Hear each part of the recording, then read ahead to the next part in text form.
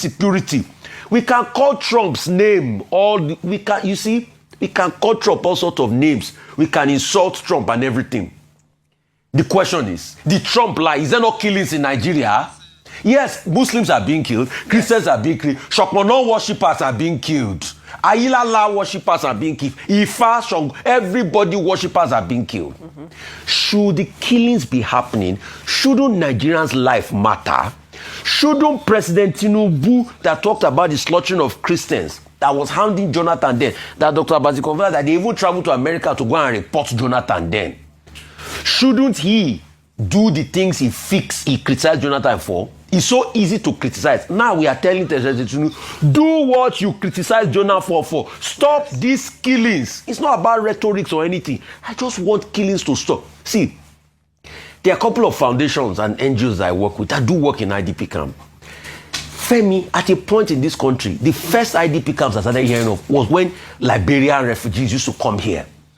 Today, Nigerians are living in IDP camps in their own country due to this insecurity. That's true. And we are treating this with kid gloves, and we are trying to start we are talking government narrative. Stop the killings, that's all we want. So fix the too much problem to ask for. I think is the biggest response from the Nigerian people. Yes, you might say, I mean, for those who have conspiracy theories around why Trump is now having a particular interest in Nigeria and designating it as a country of particular concern, and even to the extent of threatening military invasion. But the truth is that if I use the analysis or the illustration of the fox and the vine, if the hedge is broken, the fox can get to the vine. So they have a platform, an excuse, as it were, to come in. And unfortunately, the excuse is actually factual. It doesn't give America the right on whatever level. We've talked about the UN Charter and what it says about sovereignty of nations.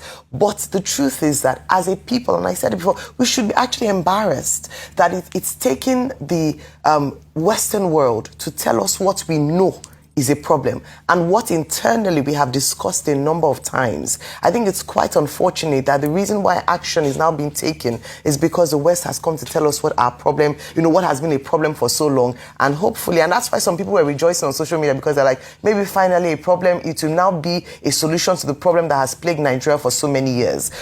President Trump saying the now disgraced country, that's how he characterizes Nigeria. How are we a disgraced country? Nigeria is a country of great people. Even if we don't have anything, we have great human resource.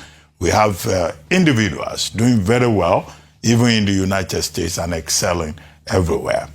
He says he wants to defend our cherished Christians in Nigeria. He has become the defender of the faith, along with Congressman Moore and Cole, and also Senator Ted Cruz. Now, the point that we need to make is that all lives in Nigeria matter. People have cited examples of how, Christians have been targeted and all of that. But if you ask Governor Zulum of Borno State, he will tell you that most of the people who have suffered from Boko Haram, or those President Trump referred to as Islamists, are Muslims. So the point should be that all lives in Nigeria matter. People have made the point about, resource, war, and all of that. And I say, no, that argument is a bit tenuous. America is not taking more fuel from Nigeria. America is not taking our gas from Nigeria LNG. Okay, maybe we have lithium and all of that. But I think that argument is a cover-up. What we should insist upon is the sovereignty of Nigeria. And I think, and I repeat the point, that this is the time when we need adults in the room. I think one professor, was it Professor Bolaji Akinyemi, who warned President Bola Ahmed Tinubu not to go and confront Donald Trump, as if he knew that we will get to this point. And that's why I say we need adults in the room. There shouldn't be all these small boys, around the place. No, the adults are there. We have President Obasanjo. We have President Jonathan, who once suffered in the hands of the Americans. We have General Babangida. We have Ambassador Anyauku, We have the younger generation, people like Ambassador Jokeshi. We have this human resource. President Tinubu should call them immediately.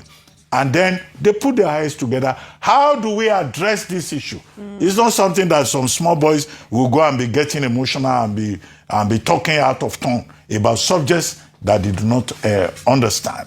And I think that this is the moment. I repeat the point that all of us have to come together to defend not the administration, but to defend Nigeria. This time does not call for partisanship. It's not about partisanship. It's about what we think of our country, because we cannot afford a religious war in this country. And the religious leaders should be called also to get involved. The Sultan of Sokoto, who is the leader of the Muslim faithful, Francis Cardinal Onayeka is there. Bishop Matthew Kuka,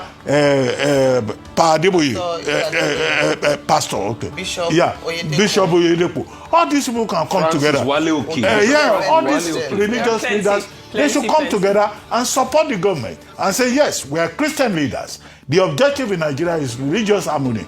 Donald Trump cannot be more Nigerian